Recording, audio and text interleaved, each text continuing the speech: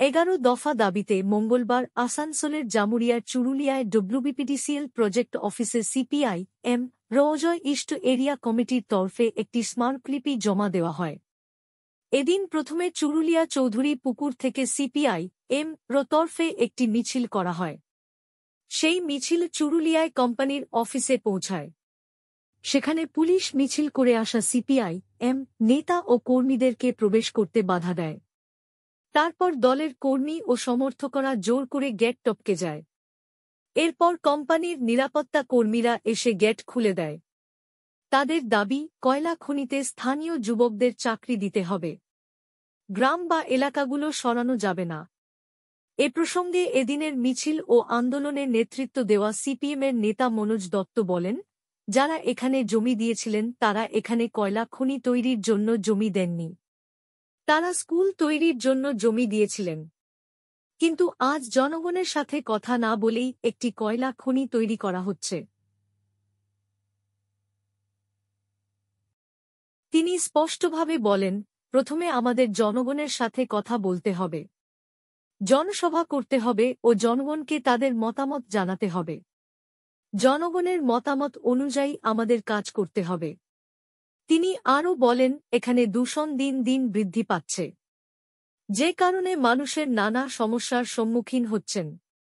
অন্যদিকে রাস্তাঘাটের অবস্থা জরাজীর্ণ হয়ে পড়েছে, কিন্তু রাস্তাঘাট মেরামতের দিকে কোন নজর দেওয়া হচ্ছে না। জয়নগর গ্রাম ধসের জন্য শেষ হয়ে এসেছে, কিন্তু ধস বন্ধে কোনো চেষ্টা করা হচ্ছে না। তিনি স্পষ্টভাবে বলেছেন যে এভাবে চলতে দেওয়া যাবে না।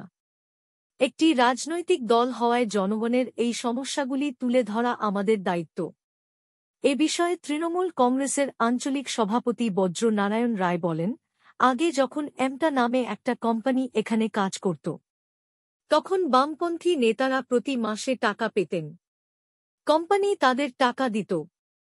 কিন্তু আজ যখন তারা ক্ষমতায় নেই এবং মমতা বন্দ্যোপাধ্যায়ের নেতৃত্বে তৃণমূল কংগ্রেস সরকার এই কোম্পানিটি পুনরায় চালু করেছে, তারা সুষ্ঠুভাবে পরিচালনা করছে। স্থানীয় মানুষ কর্মসংস্থান পাচ্ছে। যখন কোম্পানিটি বন্ধ ছিল, মমতা বন্দ্যোপাধ্যায়ের কারণে এখানকার কর্মচারীরা কিছু না করেই টাকা পাচ্ছিলেন। আজ যখন কোম্পানিটি চালু হয়েছে, তখন সেই লোকেরা আবার কর্মসংস্থান পেয়েছেন। নতুন কর্মসংস্থান তৈরি হচ্ছে, কিন্তু বামপন্থী নেতারা প্রতি মাসে যে টাকা পেতেন তা বন্ধ হয়ে গেছে। এই কারণেই এখন বামপন্থীরা স্মারকলিপি জমা দিয়েছেন। বামপন্থী নেতারা যে স্কুল সম্পর্কে যা বলেছেন সেই প্রসঙ্গে বজ্র নারায়ণ রায় বলেন, স্কুলটি খুবই বিপজ্জনক স্থানে অবস্থিত। একটি সমীক্ষা করা হয়েছে। এই এলাকায় মাটির নিচে অনেক বিপদ রয়েছে। সেই কারণেই স্কুলটি অন্যত্র স্থানান্তরিত করা হয়েছে। তিনি বলেন যে যদি সমীক্ষা দেখা যায় যে স্কুলটি যে জমিতে অবস্থিত তা নিরাপদ, তাহলে স্কুলটি সেখানেই রাখা হবে। অন্যদিকে সরকার ক্ষমতায় নেই। এক পক্ষকে গুরুত্ব দেওয়ার বিষয়ে তিনি বলেন যে এটি এমন নয়। প্রতিটি রাজনৈতিক দলের সাথে এবং বিশেষ করে স্থানীয় জনগণের সাথে কথা বলে কাজ করা হচ্ছে।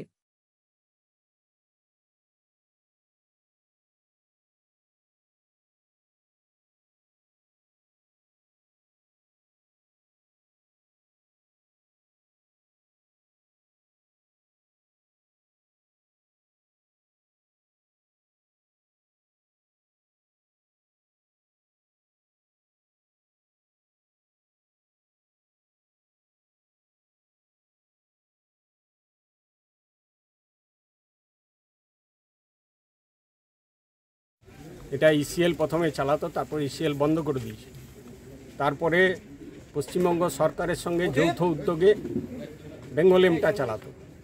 বেঙ্গল এমটা তৃণমূল সরকার আসার পর বেঙ্গল এমটা আর চালাতে পারলো না বা চালাতে দেওয়া হলো না। তারপরে পিডিসিএল কোম্পানি, তারা হচ্ছে যে পশ্চিমবঙ্গ সরকারের পিডিসিএল, তারা এই কোম্পানি চালানোর কাজ নিল এবং ঠিকাদার নিয়োগ করে এই কাজ হচ্ছে। আমরা কয়েকদিন আগে জানতে পারলাম বিডি অফিসে একটা গোপন মিটিং হয়েছে। সেই মিটিংয়ে চুরুলিয়ার স্কুলগুলি, চুরুলিয়ার হাটতলা, চুরুলিয়ার কিছু পাড়া এগুলো সব উঠবে খনি সম্প্রসারণের জন্য। তারপরে একটা চুরুলিয়াতে ম্যারেজ হলে নাকি একটা মিটিং হয়েছে, সেটাও কোনো পলিটিক্যাল পার্টির লোকরা করেছে। আমরা বলছি যে যদি সরকারি মিটিং হয়, ওরা বলছে সরকারি মিটিং হলে এখানে বিপক্ষ পঞ্চায়েতের 4 জন প্রতিনিধি আছে, মার্ক্সবাদী কমিউনিস্ট পার্টির 4 জন প্রতিনিধি আছে, তারা তো সরকারি, তারা তো বিরোধী দলের, তাহলে তাদেরকে ডাকলো না কেন? অর্থাৎ সবটাই হচ্ছে যে কুক্ষিগত করব এবং দলবাজি করে এইটা করব। আমরা অনেক কমপ্লেন পাচ্ছি কিভাবে এখানে তোলা নেওয়া হচ্ছে, কিভাবে প্রতি মাসে চলে যায়, এই সব জানি আমরা। কিন্তু আমরা বললাম, আমরা দাবি করেছি যে জাতীয় স্বার্থে কয়লা খনি করতে হবে। আপনারা জানেন জলবায়ু নিয়ে প্যারিস সামিটে একটা সিদ্ধান্ত হয়েছে যে 2050-এর পর আর কোনো কয়লা খনি গোটা ভারতবর্ষে পুরা পৃথিবীতে হবে না, কারণ পৃথিবীতে উষ্ণায়ন কমাতে হবে, আর উষ্ণায়ন কমানোর জন্য আপনার এই কয়লা উত্তোলন বন্ধ করতে হবে।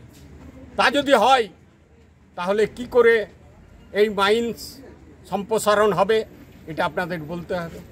আমরা জাতীয় স্বার্থে কয়লা খনি এলাকায় করছে, মানুষের শত অসুবিধা সত্ত্বেও করছে, কারণ জাতীয় স্বার্থে কয়লা ব্যবহৃত হয়। কিন্তু মানুষের স্বার্থ কি জলাঞ্জলি যাবে? এখানে চাকরি পাবে না বেকার যুবরা? কি আছে এখানে? সব জমি চলে গেছে, তাহলে কোথায় পাবে? দালালরা খাবে শুধু। তাহলে কি হবে? স্কুলের জমির মালিকরা স্কুল করতে জমি দিয়েছে, কয়লা খনি করতে জমি দেয়নি। তাহলে সেই মালিকের অপরাধ যে তারা জমি দিলে স্কুল করতে, আর তাদের জমিতে কয়লা খনি হবে? তাদের সঙ্গে কথা বলা হয়েছে? ফার্স্ট কথা তো তাদের সঙ্গে বলা উচিত, তাদের সঙ্গে তো কথা বলা হয়নি। আমি বলছি আপনাদের কাছে যে এটা বন্ধ করতে হবে, এই জিনিস বন্ধ করতে হবে। সরকারে আছে বলে, একচেটিয়া সরকারে আছে বলে ক্ষমতার জোরে আর পুলিশের জোরে এইসব করে নেবে, এটা হতে দেবে না। এবারে আমরা হতে দেবো না, এটা একদম পরিষ্কার কথা। জনশুনানি করতে হবে, মাইক নিয়ে প্রকাশ্যে মিটিং করতে হবে, সেই মিটিংয়ের মধ্যে দিয়ে আমাদের আলোচনা হবে, মানুষ যা সিদ্ধান্ত নেবে সেই সিদ্ধান্ত। আমাদের পলিটিক্যাল পার্টির দায়িত্ব আছে মানুষকে বোঝানোর, কিন্তু ওনারা পলিটিক্যাল পার্টির সাহায্য নেবেন না, ওনারা কেবল শাসক দলের পার্টির উদ্যোগে চাই। আমরা বলছি এটা বন্ধ করতে হবে। আর রাস্তাগুলো কি হয়েছে জানতো লোদা, জানতো বাগুলি, যান অন্যান্য গ্রাম, আজকে তালডাঙ্গা বেরোতে পারে না, পাহাড়ে ঢেকে গেছে।